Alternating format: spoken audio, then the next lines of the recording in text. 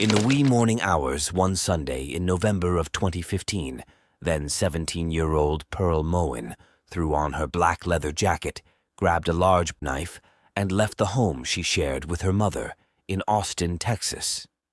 Traveling by foot, Moen soon made it to nearby Hyde Park, where she picked a bush and crouched behind it, watching and waiting to see any sign of life.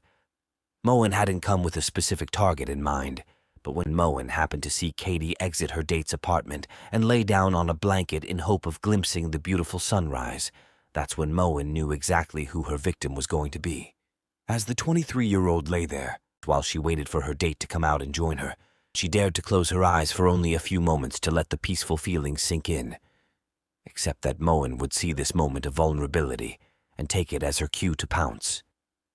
Before she had time to realize what was happening to her, Katie was at once jolted awake by the unfamiliar sensation of being stabbed over and over again.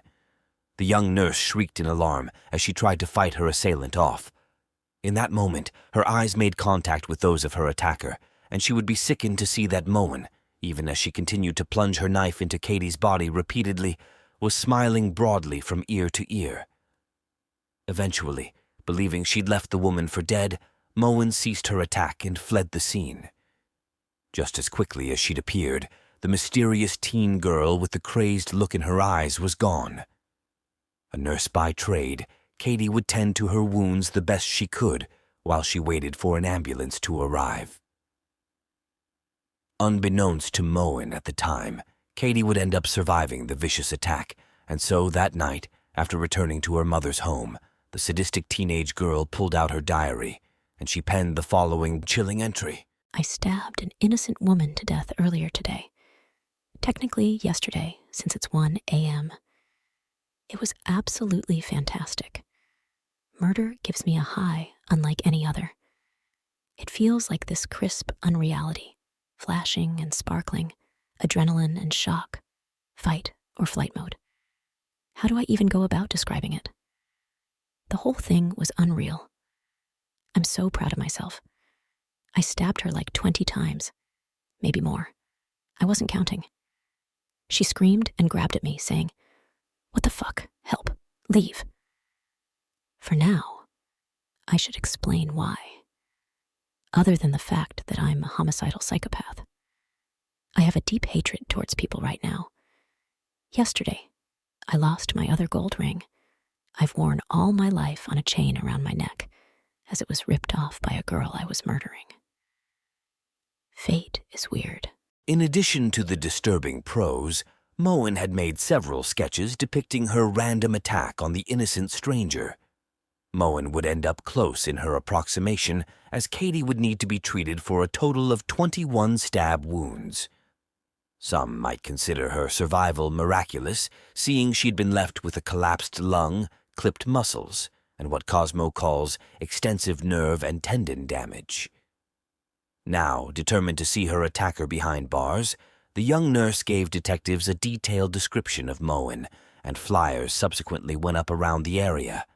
And yet months passed without anyone coming forward to successfully identify the teenage girl who had it in her to be the perpetrator of such a nonsensical, gruesome crime. As 2015 turned to 2016, and as the case grew colder and colder, so did Katie's hope that her attacker would ever be identified. It was at last one day in February of 2016 that Pearl Moen would finally be arrested and charged for her attempt at killing Katie. Her arrest would come about almost accidentally, however, when it said that one night the police were summoned to the Moen residence after Moen reportedly had threatened her own mother with a knife. Police interviews with both Mom and Pearl Moen's boyfriend at the time would yield more information than the cops had probably initially expected. Both mother and boyfriend would end up telling police they believed Moen resembled the girl who had done the stabbing at Hyde Park, as depicted on the flyers passed around. The boyfriend also told the cops about Moen's unusual obsession with knives, but it was Pearl's own mother who would provide investigators, literally, with the most damning evidence of all. Showing detectives into her daughter's room, she pointed to a pile in which they recovered one black leather jacket, still covered in dried blood, and beneath it, the journal with the self-incriminating entry. The fact that a gold ring on a chain had been recovered from the scene of the crime had never been made public.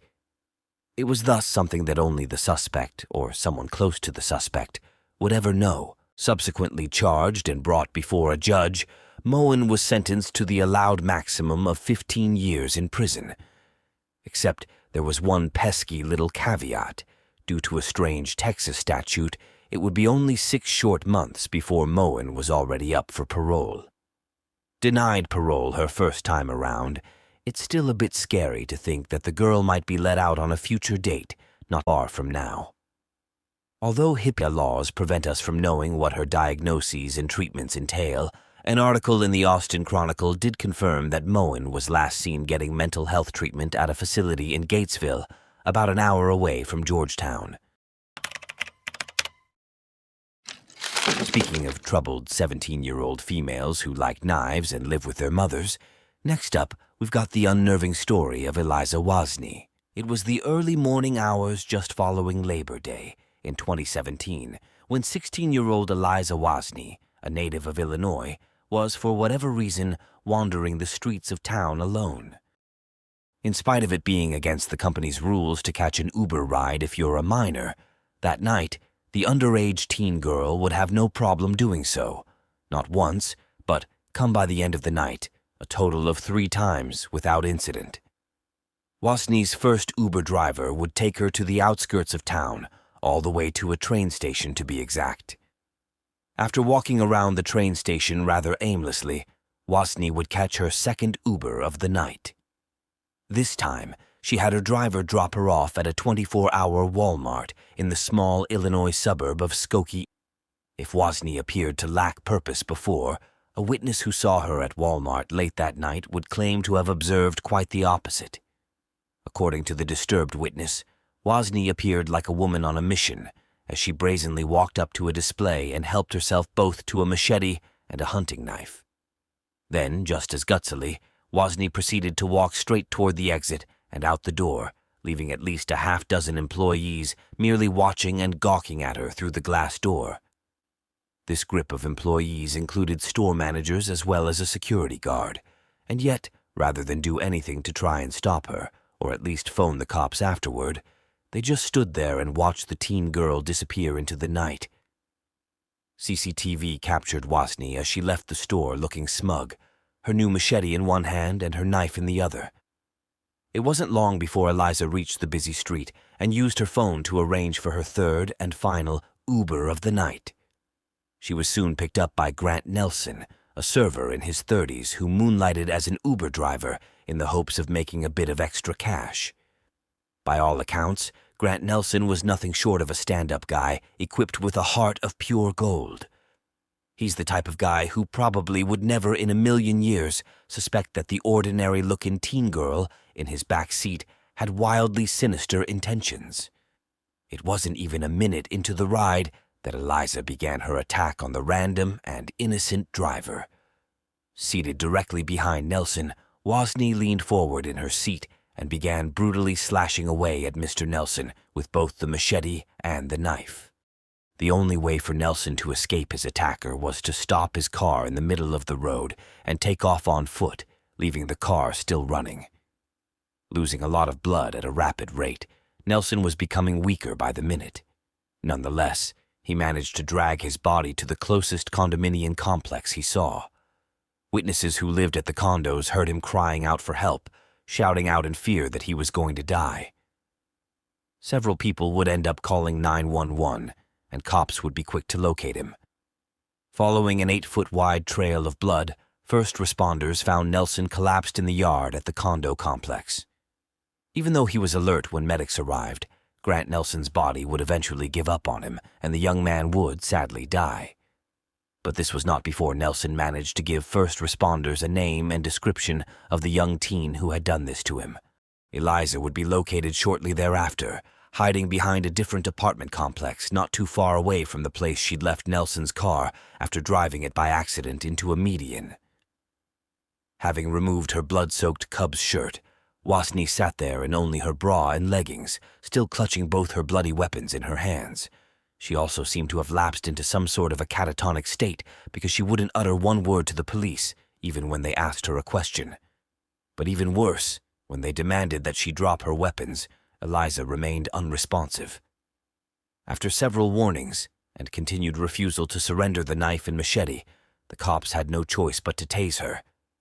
This finally did the trick. At last, Eliza dropped the weapons, which allowed for cops to cuff her and take her in. Booked on charges of first-degree murder, Wasni would manage to avoid sentencing for 3 whole years. This was purportedly the result of missed court dates due to hospital visits. Yet again, due to privacy laws, we have no idea what these hospital visits entail, although we do know that since first being brought into custody, Wasni has terrorized guards and fellow inmates alike, and she continues to harbor homicidal urges. Finally, at the age of 19, Wasni was handed a sentence of 27 years in the brutal and wholly unprovoked slaying of Grant Nelson.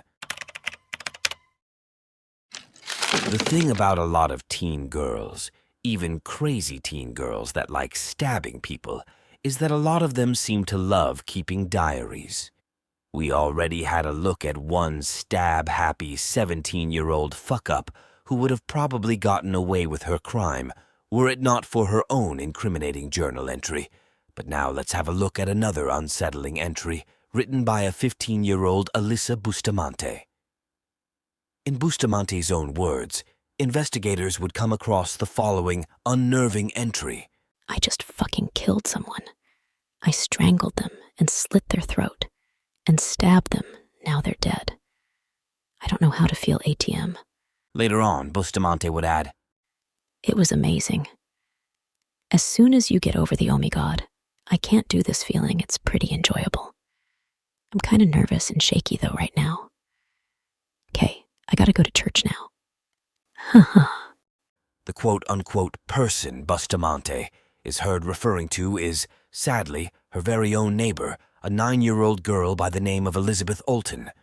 It's said that at 5:30 p.m. on October 21st, 2009, when Bustamante spotted the younger girl walking home from a friend's house, it was in that moment that she knew she was going to kill her. And Bustamante apparently held nothing back as she stabbed her little victim, strangled her, and slit her throat with a kitchen knife right before dumping her lifeless body into a shallow grave which she had dug prior to the killing. As with our previous 2 teens, this murder, too, was entirely unprovoked. The only reason Bustamante would ever provide for doing what she did was that she'd merely been hoping to satisfy a desire to know what it felt like to take the life of another human being. Expected home for dinner that night, Olton's disappearance would not go unnoticed. Before long, cops were called, search parties were formed, and Bustamante was brought in for questioning. After discovering that investigators had already found and read her journal, it's said that Bustamante broke down and confessed. Bustamante is currently serving out a sentence of life plus 30 years for the senseless killing of Elizabeth Olton. Last but not least, we've got the story of a twisted 14-year-old named Jade Bookey. One day in 2016, Bookey rode her bike by her brother's girlfriend's house in New Richmond, Wisconsin, and she let herself inside. Finding 15-year-old Hallie Hickman home alone and asleep in her bed, Bookey decided to kill her. Bookey put a pillow over the girl's face. She stomped on Hickman's body and beat her with her fists. It was a merciless and sadistic attack, which lasted for a whopping 3 to 4 hours. Reportedly, after the first hour of blows had concluded, the second hour began with Hickman begging her attacker for a drink of water. Bookey agreed to give her the water, but she warned she would slit her throat afterward. For Bookey's grand finale, she broke 1 or 2 glass bowls over her victim's head, and she did in fact end up using the broken shards of glass to slit poor Hickman's throat. Throughout the brutal attack, Bookey informed the other teen girl that, "I'm a psychopath, and you're my first kill." At the very end, after slitting Hickman's throat, Bookey paused long enough to ask her if she preferred to die right now or else bleed out, to which Hickman weakly agreed to the latter. Thus, Bookey ceased her attack and, as promised, left her brother's girlfriend behind to bleed to death in her own bed. But first, Bookey had just a few more parting words for Hickman. "Have a nice afterlife," she would tell the dying girl, right before taking off. For someone who had been planning the attack for an entire week, Bookey's next move sure was clumsy. She took it upon herself to actually call the police and claimed that she had been attacked by 2 armed, masked men while she had been riding her bike. She further explained to deputies that, in order to get rid of the attackers, she redirected them to Hickman's address, letting the would-be attackers know that there was a girl home all alone at this particular house.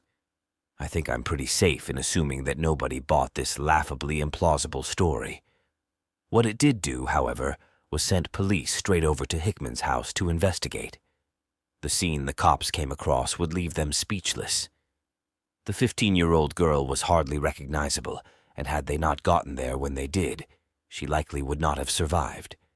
But miraculously, Hickman was still alive. She was also easily able to tell cops who had really done this to her. Not too shockingly, it wasn't a pair of masked intruders, but rather a 14-year-old self-proclaimed psychopath, Kaylee Bookey. Or, in other words, her boyfriend's very own sister. Believe it or not, over time, Hickman would eventually recover. Asked as to why she did it, Bookey replied that she did it out of jealousy. Ever since her brother had started dating Hickman, Bookey had been feeling as if her brother liked Hickman better. Whether it was the truth or not, this was the strange motive that Bookey gave. Under Wisconsin law, anyone over the age of 10 that is charged with attempted murder is automatically tried as an adult. Furthermore, if convicted, one faces a punishment of up to 40 years in the slammer. And at first, charged with 3 felonies in all, this was the fate that Bookey faced if found guilty. After pulling a few strings, however, Bookey's legal team managed to get this changed, and in the end, Bookey pled guilty, in juvenile court, to 1 count of aggravated battery and 1 count of false imprisonment. In exchange, a judge in St. Croix County ordered that Bookey serve no jail time, but rather that she be placed on probation for 5 years. The judge added that if she could remain out of trouble for that duration of time, then, as unbelievable as it sounds, her criminal record would be expunged. Well, friends, as the old saying goes, all good things must come to an end, and sadly, this video is no different.